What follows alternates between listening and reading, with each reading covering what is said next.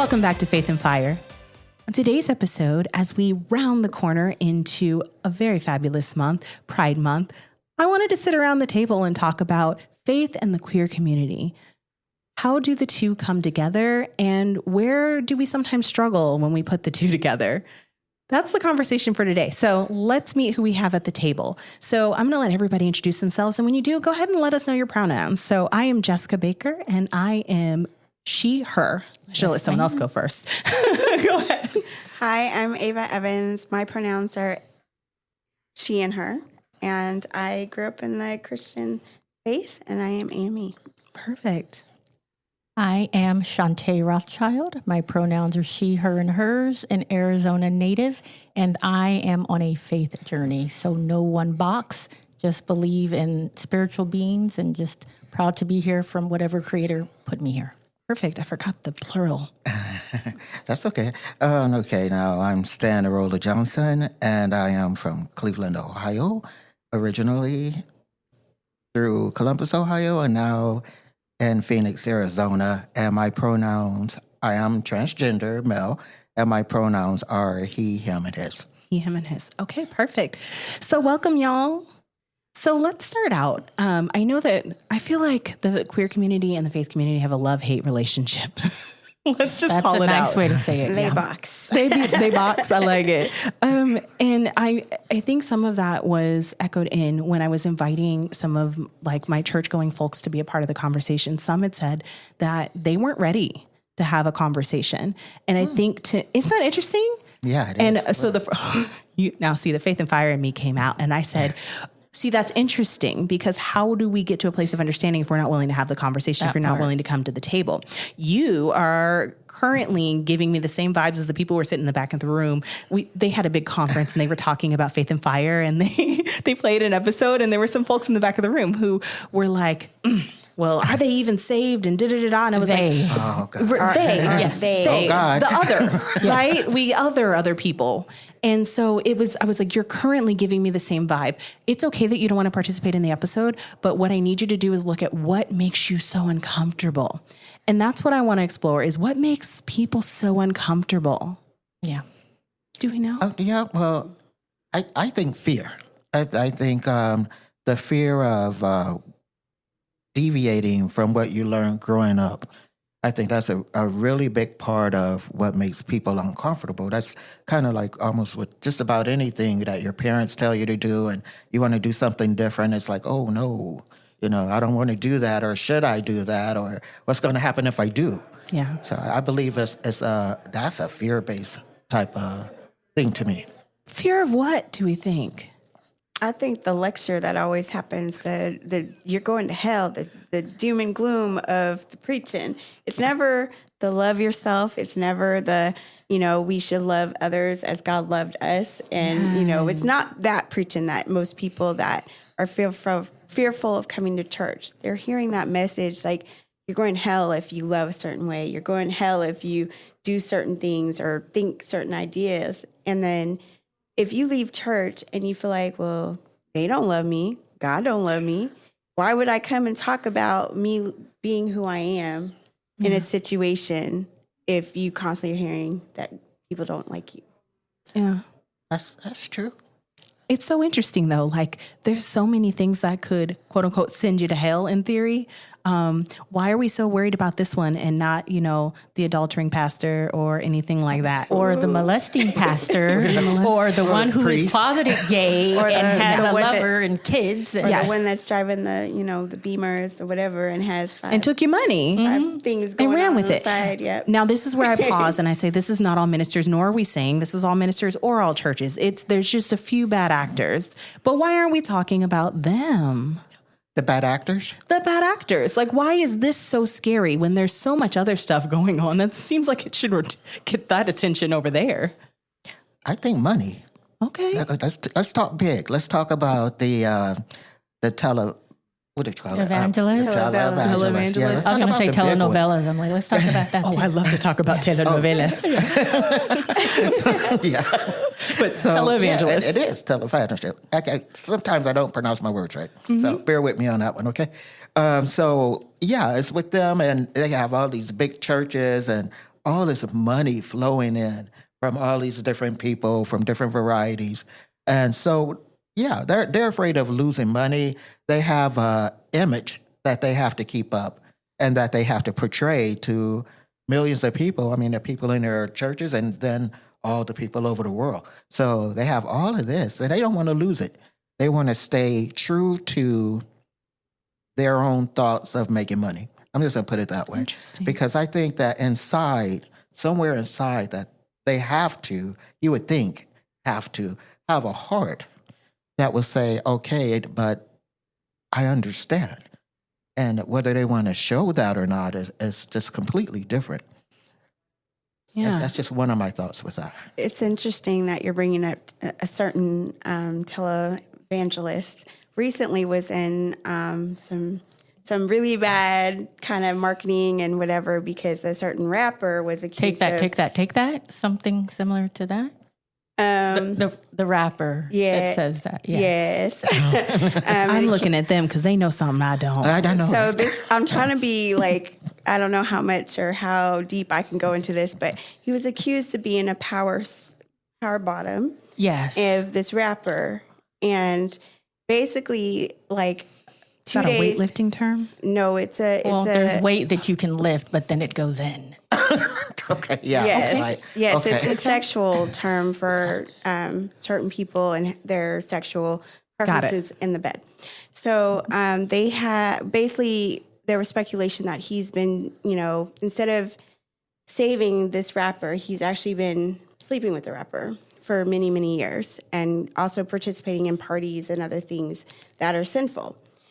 2 days after the accusation was all over, social media and the news. Black Twitter, very important. Black Twitter. That's a real thing. I That's keep a real seeing these thing. commercials about it. Yes. We'll so come back to that. You have faith-based people in these big, powerful churches asking what a power bottom is. You have all these At people church? At church. Okay, that's fun. You have, all these memes going around, all these drawings of this rapper and this person in bed, and it's making the Christian community question. And supposedly the people that were going to this very, very, very popular church in Texas, the ratings went down, the viewership, the tithing went down for this past month because people are like, well, he is always with this rapper. He's always at these parties. He's flying. He's doing this stuff. Would that be Osteen? I'm just asking a question. No. Okay. They have two letters they go by. Okay. And for that time also, he let his wife and his daughter also pastor or minister at the church during this time. And then his team finally put out a statement about, no, we are faith-based. He is not gay.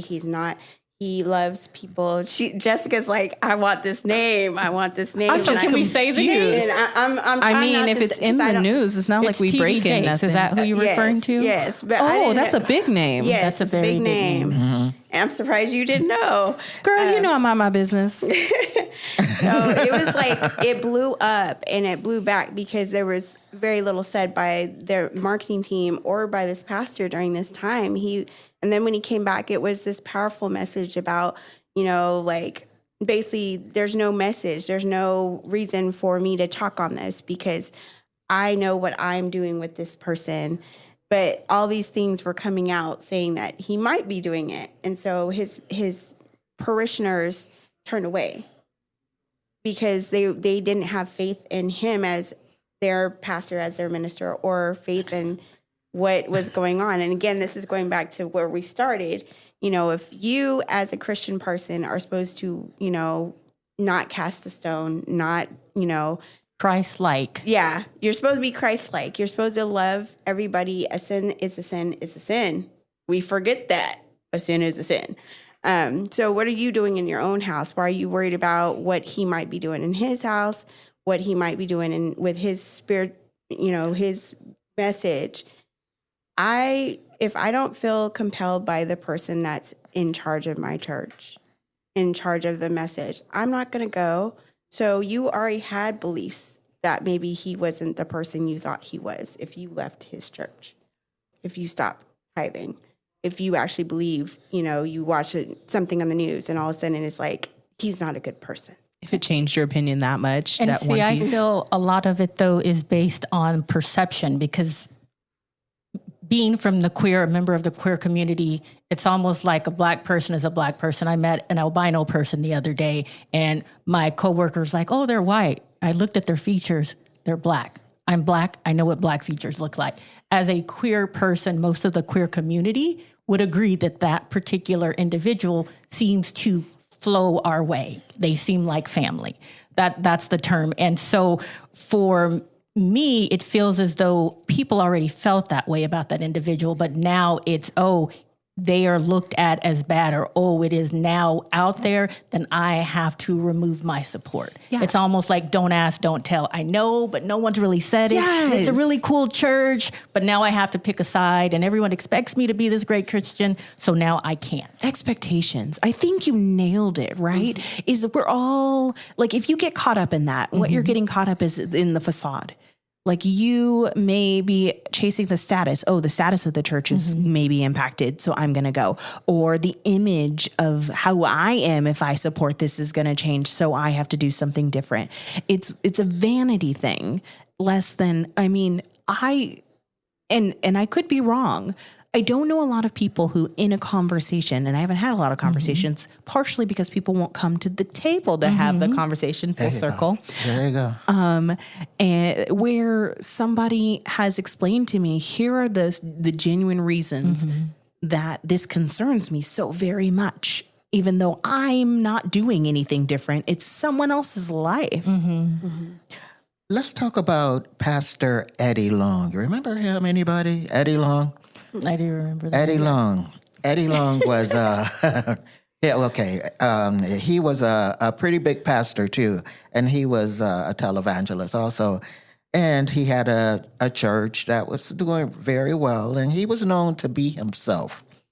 By that, I mean, he was known to get up there, he'd say some cuss words and everything every now and then, and everybody's like, okay, but it's okay, you know, that's just who he is. He's a pastor.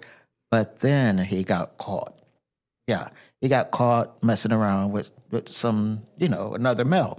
So then it was like, oh, he's bad. But check this out, though. They came back and supported him. They could support him being who he was, but he wasn't gay, though. He's not gay because he slept with these guys. So, and he was big and bulky and everything. But they came back and they supported him and let him continue to get up there and preach and say all his little curse words, and they were happy. Let's say they seemed happy. That's all I can say. Seemed is always the seemed word. happy. But yeah. So why did they accept him but can't accept other Black people who are of the queer community? Why is it so hard to recognize us as being people as who we are? How is that for you? Because I know you were saying that you're active in the church. You were or are? Were. How was that for you? Well, it's different. It's different. I used to be an usher at Pilgrim Rest. I'm just going to put it out there. I can see you ushering down that. Now you say that, I can see you. I was. This is before I came out at all. So I was in, woman's wear and skirts and everything. I got talked about one time, and because someone said they didn't say my skirt was too short. They didn't say that. They said, well, we have to wear our skirts a certain length. So we know some of you have Tina Turner legs. So I was like, okay, I got that. Thank you for the compliment. Yeah. I would love that compliment. Yeah, I appreciate that. So when I ran into the trainer at the church for usher board trainer, and she's a really good person and everything, so I don't want to say anything bad about her. It's just the church's stance on what it's like to be an usher. Well, you can come back as an usher, but you're going to have to dress in the right uniform. So I would have had to come back. But you had on what everyone else had on. Except for wearing pants, I would have to wear a skirt if I came back as an usher. It's interesting how the church likes to police everybody's body, regardless of what, heterosexual, gay, whatever. They like to police your body. I know I've been at churches where, oh, honey, your stuff's too tight. And I'm like, why are you staring at me? What are you Like, saying? So They like to please everyone's They body? like to police. Well, that too, I'm Police, sure. Like police. And I was like, wait, that too, what are I'm we sure. saying? they like to police your body. And it's like, again, this stringent idea of what a woman should be, what a man should be, how we should arrive at church. If we're in the belief that we are to come as we are and be loved as who we are, sexuality, what we wear, how much we make, none of that should be in the church. The message should be in the church. And, we're getting away from, you can't show up wanting to be who you are and who God made you to be if someone is constantly telling you who you have to be in that church. And then you're sitting at the back of the room if you feel uncomfortable. Like, why am I here if I'm going to come here and feel bad every time I walk in here and someone's going to say something or do something to me that makes me feel uncomfortable? So they don't come to the table. They don't, have that faith that God really is putting this into other people. Yeah. For me, many of the things that people associate with sexuality is really just we as individuals. So, for example, thinking about Stan's example of wearing pants, there are plenty of people who are not queer who prefer to wear pants from day one. Like, day one, they choose to wear pants. In other countries, men wear dresses and they are not queer. So a lot of it, I think, too, relates back to people putting sexuality in a box and assigning it with things. Yeah. If you are a male and you don't want to wear pants, then you must be gay. Well, no, you're neurodiverse, or you have other things that cause their people, like touch sensations, things like that. There are things that cause people not to want to do things that have to do with their brain, not their heart. Our heart dictates who we love. Yeah. And so, again, I think it's to your question of why. I think a lot of it is ignorance, the inability to grow, the inability to just understand. I remember kids in school, if they were up and doing all kinds of things and taking notes, they would get a SWAT or they'd go to the principal's office.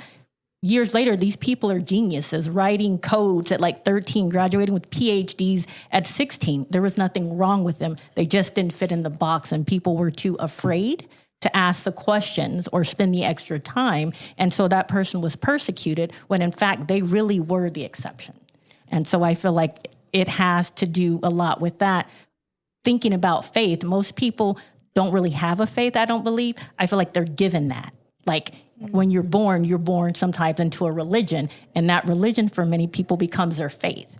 For me, faith is your beliefs, your ideals, things that you have determined to adapt to. Here's my stamp of approval.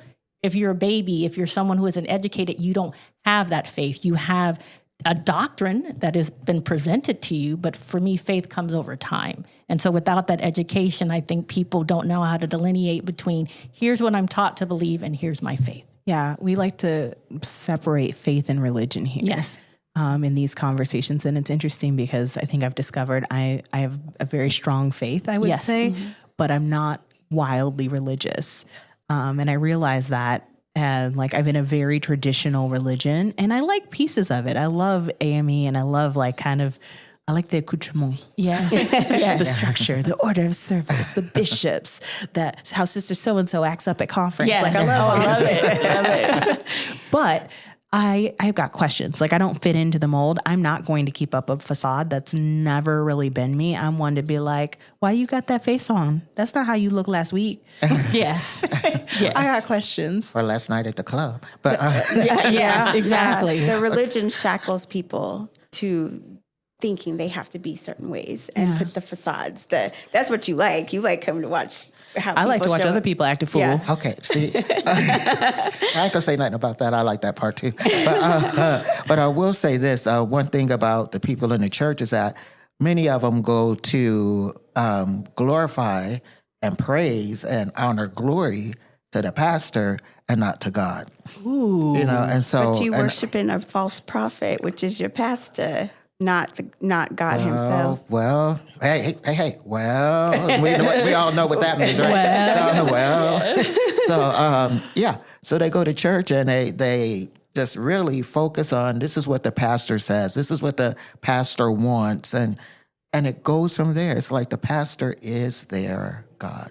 They're a false prophet, as you just mentioned. Yes. Oh my gosh. Okay. So it's coming full circle for me, the conversation we had before. If you're putting your pastor on a pedestal, right? And you've maybe even maybe it's not their facade. Maybe you've put a facade on them. Like, this is who I need them to be, because you're almost like showing up for the pastor and for the, the ambiance of the church. Oh, my church is the biggest church and da-da-da. Like, if you're too caught into that and you don't realize it, and then your pastor turns out not to be who you think they are, or they don't fit that facade, now you're shook and you got to make some decisions, because you weren't looking to God in the first place. You thought you were genuinely, or maybe you're doing something weird here where you were looking at both. I don't know. I'm not judging, but I could see how that would be jarring for you, right? Is if you did put your pastor on this pedestal.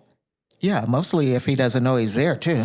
But if you put a pastor on a pedestal, in most cases they're going to act like they're on a pedestal, unless they are down to earth and they could come to you and say, "Hey, this is not me. I'm glad that you all feel a certain way about me, but let's keep everything real.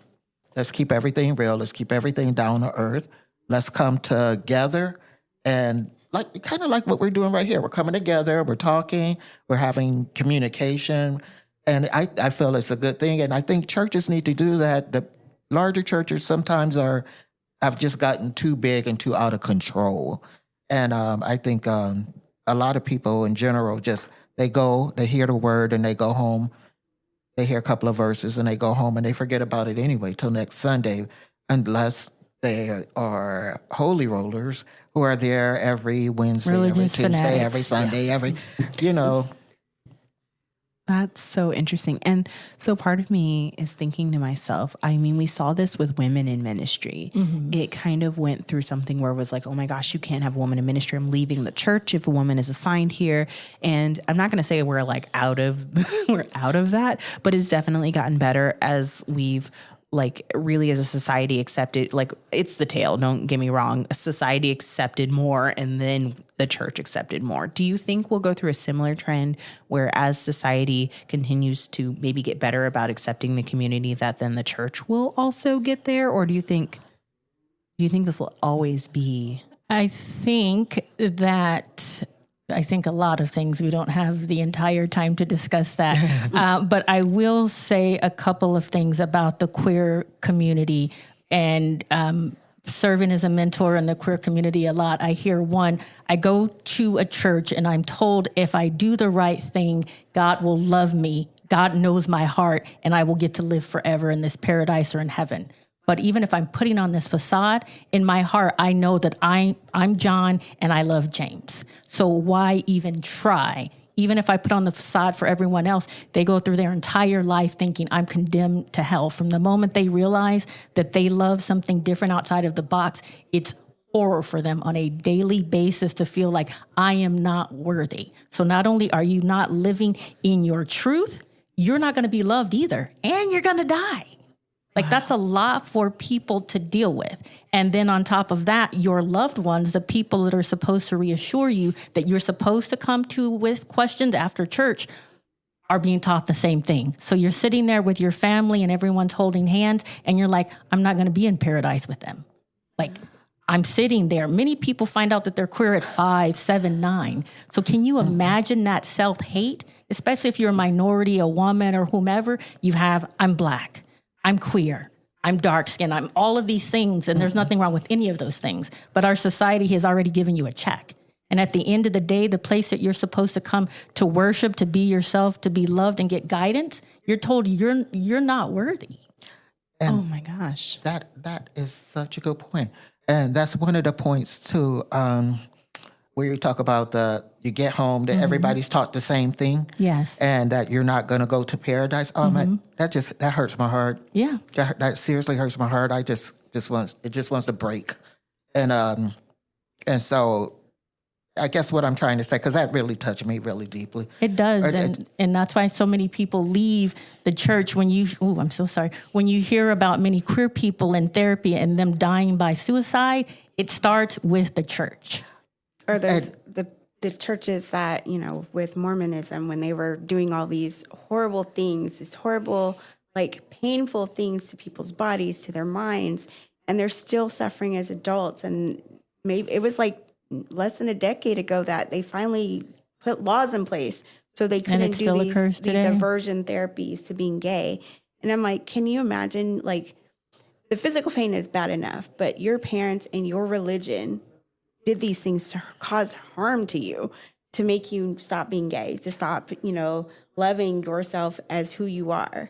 And a lot of people that I know that went through that, I'm just like, the stories they have are just traumatizing. Uncle Jimmy, who everyone knows has molested all of their nieces and nephews, everyone can look past that. Never said anything. And the anything. Black family, and nothing. And they are sitting right on that same pew with the family. But you, who've done nothing but love someone, you haven't even taken action on it, you are going to be destroyed. Destruction. Your life is pointless. Yeah, I get that. And being someone who is, let's say, I'm gonna say this, and I want you all to know that I'm sharing something that's very deep, very personal, and I'm sharing it with not just the three of you, but I'm sharing it with everybody. Knowing that as a child I was raped, I was attempted rape 3 more times as an adult, and a kid came out a few years back in 2019 and told her school counselor that she had been molested and by her stepfather. Well, I got a call from that school counselor because I was on that person's emergency list. Mm-hmm. And turned out that I was not the person that they were looking for to talk to. So I told them who to talk to. Well, and this hurts me hard to say, but because I hate anyone touching anybody wrong, and mostly you touch a kid wrong, it hurts me because I was touched too. And it's not just because of me, it's because just the way it's not supposed to happen. It was my son. It's my son, and he's doing jail time right now. As a matter of fact, I talked to him on the way here. And what he did, I hate with all my heart. I mean, I don't say hate often, but I can say it in this case that when you harm a child, it brings a part of me out that just wants to, and that wasn't my child. But now I wonder, was my child touched too? And no one told me? Mm-hmm. He didn't tell me? Like you said, who tells? No one says anything. And some of these things just keeps going down the road and down, generation after generation. Someone has to speak up. And so with this little girl who did speak up, I'm going to say right now, because I haven't said anything to her or her mom or anything like that, is that I champion her. I say that you did a good thing. My kid is in jail. He's supposed to be there, is what I say. And the time that he has, he needs to do whatever he can within that time period to get his life together before he gets out. And this is what I'm telling you all and what I'm telling your audience. It's the same thing I told him. I don't want you out of there till I know that you got yourself together, because that hurts me, him being there and away from me. He's my only child. And so the main thing, though, is the pain and the hurt that he caused the other families. And that is what tears me apart inside. And the fact that no one says anything about the other family members. And also, too, I'm going to take it back to the church right now, and things that happen when the priests touch kids, because that bothers me, too. Mm-hmm. And how is it that you can say, I'm so, I hope my mother-in-law don't watch it, but I'm so Catholic, but you accept the priest touching the kids. Mm-hmm. You have overlook it. There's something that they do so much good in the world, right? You don't want to destroy this person because they do so much good. But just like you said, like, you don't want to destroy the person because they do so much good, but you are disowned from the family. Yes. Like, and when you talk about pain, that's what I heard is I came back to the conversation you just had and the pain I felt when you described that experience. And that to me, like, pain is pain, but love is love. Exactly. And like, It's like love is the knife that they use to get the communities that they don't like. But it's the same process that a pedophile uses for a child. It's that grooming. And I think religion sometimes does that to where this is bad. However, this is okay if it's such and such. It's like, I am God Almighty, the priest or whomever is put on a pedestal to what you said. I can do no wrong. If you do it, it's wrong. But since this person did it, that's okay. Yes, the pastor cheated. Or yes, the pastor may have had gay sex, but they're not gay. It's a predator. It's Yes, a predator. it is. And some people feel that the church is a Yes, predator very as a predatory. whole. Yeah. Yeah. Exactly. and I don't want to lose the fact that it's not, I don't think that every church acts like this. Like No, there are some hands down. amazing churches out there that are loving, that are kind, that are accepting. And I don't think even the churches that leave people feeling like that intend to do so. And I'm not one to often like, I don't want to feel like I'm defending the church, but I want to level set on what we're saying. I don't think we're saying everybody does it. And I don't even know that we're adding volition to it, right? Or saying they do it intentionally. I think where we start this conversation is to start the conversation, is to be open, to realize the impact that people have on other human beings, the pain we cause each other when we should be showing each other love. And, should I share? Please do. Okay. Well, with that in mind, I'm the founder and president and the vice president right here sitting beside me of the organization We Are You. And We Are You is there to bring together and to support the Black LGBT community along with intermixing and coming together with the Black, I'm going to say heterosexual community, the straight community, and to bring our lives together and share our stories, the oneness and the sameness that we all have. We all get up in the morning. We all go to work. We all are professionals. We all do what we do. And we are you. I am transgender, but yet I am still you. I am still Black. I was Black when I got up in the morning, and I'm going to be Black when I go to bed tonight. And I was Black in my mom's womb. Now, if that changes tonight, you call me because I want to know what happened. Reverse via LIGO. I ain't even going to call you. I'm just going to go make the money. No, Start his own podcast. But I do have a podcast. I do. Yes. I'll share that with you later. But yeah, so that's what We Are You is about. We are to bring together our communities, our stories, our love, our kindness, our oneness, our just bring to light and empowerment of people living their lives as who they are, their authentic selves, their unique selves, and also bringing that into all of the society. Because we know it doesn't just happen with the Black community, it happens with all people too. But we are focusing right now on our Black community and bringing in We Are You. And we do think that love is fine. Don't you remember that song? Yes. We do think, I kind of wrote a little bit jingle. Some people like it, some people don't. I love it. You want to sing? I love it.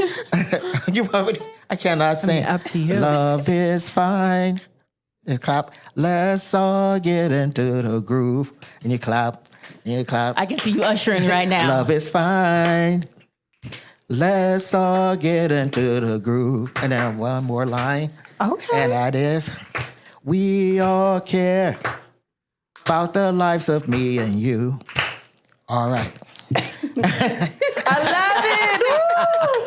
See, now y'all couldn't see that if you're on audio, but we were dancing, so you're going to have to watch on YouTube to catch all this action. This was not pre-scripted. No, it wasn't like at practice all. or anything. Oh, I feel like 100% of the people listening to whenever I talk know that there is no script, even if there should be. But so then I think y'all are uniquely poised to answer the question, the burning question in my mind, which is, how do we get people to the table so that we can have conversations like this? Well, you're one of the parts of that. And it is. It's podcasts. It's coming to light. It's bringing it out to everyone. YouTube is all over the place. And so bringing it out to everyone, everywhere, is what that's what media does. And this is media. And in a podcast form and any kind of form, this is media. We bring it out through political ways. We have all the different things that we have available. We have people in school districts and we have other organizations. We do have GLSEN, which, Shawnte, you want to talk about that just real I fast? can tell you all about GLSEN. But what I do want to say before that is that I think how we do it is in small ways. Something as simple as saying I'm safe. I say I'm a safe person when I tell you my pronouns. So if I know nothing about you and you walk up, all the time people are like, oh, I have a friend that's transgender, or I think my son likes such and such. I'm like, I just met you, but that's great. I mean, it's letting people know that we're safe. I equate that to, as a person of color, we are often said that we're aggressive or whatever. So when you're going in to have this conversation, you kind of frame yourself, right? You put on the, I'm a safe Black person face and tone or whatever. And good or bad, it lets people's armor down sometimes to allow you to interact to where they then understand and accept that message. Like when I put on the Becky voice. Oh my goodness, Oh yes. my gosh, yes. Okay, see, look at me. I'm going to make some people mad. I was already making people My mad. kids always make fun of like, Mom, that's not how you speak. Shut up. And then, I'm on a work call and they emulate my voice. And I think that's funny because I heard my daughter, she's a teacher and I'm, standing there watching her and I'm proud, but I'm also laughing. I'm like, you fake. So in short, being safe. And we can do that in many ways. A smile, thinking about what we say, not being afraid to be wrong. I was addressing Stan and I said, she, and he did not jump down my throat to be like, you owe such and such. And we kept going. People make mistakes. If you are safe just means I'm human. I am you. You are me. Let's interact. I love Yes. what you taught me about, okay, if you make a mistake, not over apologizing. Yes. Can you share what you said about that? Yes. It's embarrassing, right? Yeah. Like to keep bringing something up. The fact that you are using my pronouns or even when people mispronounce my name, you're trying. That says you see me. And what's important to me is important to you. I'm never going to get mad at that. Yeah. And I think it was like how you apologize. You apologize like you're apologizing for, I don't know, it was something like little that you apologize for, like a fart or something like Yes. that. It was it's just like you apologize and you you're embarrassed, so you just move on. Yes. Yeah. And I love that because I would be the person who's like, oh my gosh, I'm so sorry. And I was like, oh, They're I like, didn't think what about happened? how And that then makes other somebody people awkward. come Like, over why? and like- Did you also kill my puppy? Yes. Or did you just get my pronouns wrong? It's our society today. I remember I met someone in Iowa and I was hanging out with someone and their father said, oh, I had a colored friend just like you and blah, blah, blah. And they went on and my mind was stuck on the colored friend part. And I didn't correct them. I didn't say anything. And they were the kindest person ever. So genuine. And they didn't know that I wasn't a fan of the word colored, but I didn't use that opportunity to correct them. Because they were so excited Yes. to tell you that they see you. Yes. And that they wanted to relate with you. They had And done all this research before they met me. They wanted to let me know at Walmart they did have grease. Because I told my friend that I was coming down, they're not going to have any hair products. Like they did all of this to show that they welcomed me, that they saw me. And so That was if really I nice. had shut them down, they're not going to do that again. they hadn't seen too many of me, obviously. Yeah. So in that same vein, That just- one time I talked to that colored girl, yeah, she wasn't very nice. That one colored girl, yeah. She went crazy. And he said, and he was a nice colored guy. I'm like, well, that's great because we got some bad ones too. So in short, just something is so simple, a pronoun, or even if you aren't going to use it, don't downplay it or say, oh, why do we need these? Yeah. And I think that's the thing. It's just being open. It's hard for me because I find myself trying to figure things out that I didn't have to figure out when I was younger. I think growing up in school, I think we're similar-ish generations, but growing up in school, there were only two options. And they were very much defined in the way they were taught to you. And so I've had to explain to my son, why I may mess up sometimes, because this wasn't a thing for me when I grew up. Like I didn't know it was one of the options because I didn't personally have questions about my own. Like I didn't wake up and have any questions. I was just like, okay, I'm a girl, I'm a she, beautiful. And I wear pink, he wears blue. I love pink. Yes. But that's not everybody's story. And I think without having been in that experience growing up, so I didn't realize what that was like. So people have to teach it to me and I have to learn it, but I don't make that anyone else's problem, but I'm also not going to get it right all the time. And I think being open about where I'm at has helped in the conversation because like my son looks at me like I'm an alien because these days they teach in school, these are just things. Yes. And for them, it's always been that way. Oh, yeah, that's true. Yeah. Like they're like, yeah, Z and Zay and they're a they. And I'm like, wait, they? And then I had to Mom, get did you just explanation. assume their gender? Yeah, it's a boy. Yeah, and I get it wrong all the time. And that's the thing. I get it wrong all the time. That's like someone saying, hey, I have this black friend. Why do black people... I don't know. We're not born with the Bible. I don't know every black thing. Like we don't have like this whatever. And so it's the same thing for the queer community. Wait. Yes. We do that though. Yeah. Yes. I mean, sometimes we know. Yeah. Well, we do know, but I'm just saying. Yes. I told my boss the other day, I was like, I refuse to drink orange soda because I can't be another Yes. Yeah. She cracked up. I want to eat the watermelon, and I know everybody's looking at me, but I'm not going to be the first one to eat that watermelon. yes. But save me a piece of that watermelon. Yes. Can I bring it back to what you said about safe places? Yes. Church. We need to start making church a safe place again. Now, if you think back on our history as African Americans, church was always our safe place. This is where we went to learn. This is where we snuck into church to learn how to read. You know, this is where we did everything. We learned about ourselves. We learned how to be together with each other. And so I think we need to get back into getting the church to understand that, hey, we need to focus on a safe place for our people. Because I'm going to tell you something. I see what's going on in the world right now as far as religion, as far as churches, as far as Politics. Bibles, certain Bible that's just went on sale. Some people that got Bibles of their own. Yes. Yeah, We know. with the Constitution in it, but we won't say nothing about all of We that won't say part that of it. name. We won't say because he's litigious as all get out. Yeah. So, but we need our churches back to back us too. Yeah. You know, they can't just say, "Oh, right, go away," because they're sending away not only us, they're sending away our heritage. They're sending away our families. They're sending everything that is black about us away from the church. And again, they are not having us or giving us the opportunity to get that special place in heaven or wherever it is that paradise is to be with them. So I think we have to get back into a safe place, have the church be a safe place for learning too. And I'll put it like that because there are some things that I feel with people trying to change the narrative of the history books that we're now reading once again. You can go on a cruise, y'all. Yeah, that's just a whole nother conversation. That's your next podcast, probably. Critical race theory. I'm going to Google that later.